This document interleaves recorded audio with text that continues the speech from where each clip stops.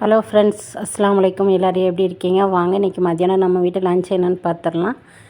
எனக்கு இன்றைக்கி papaya juice தான் லன்ச்சு. பிள்ளைங்க நேற்றுள்ள பிரியாணியை சூடு பண்ணி காலையில் டிஃபன் பாக்ஸில் லன்ச் பேக் பண்ணி கொடுத்துட்டேன் ஃப்ரெண்ட்ஸ்.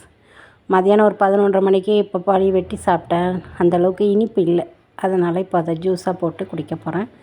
அது தோல் சீவி கட் பண்ணி ஒரு மிக்ஸி ஜாரில் போட்டுட்டு ½ லெமன் அதோட புழிஞ்சு விட்டு, எனக்கு இனிப்பு கொஞ்சம் காணாதுங்கிறதுனால 2 டீஸ்பூன் நான் தேன் ஊற்றிக்கிட்டேன். ஒரு அரை கிளாஸ் தண்ணி ஊற்றி மிக்சியில் நல்லா அரைச்சி ஒரு டம்ளரில் ஊற்றி குடிச்சிங்கன்னா அழகான ஹெல்த்தியான ஒரு பப்பாளி ஜூஸ் ரெடி.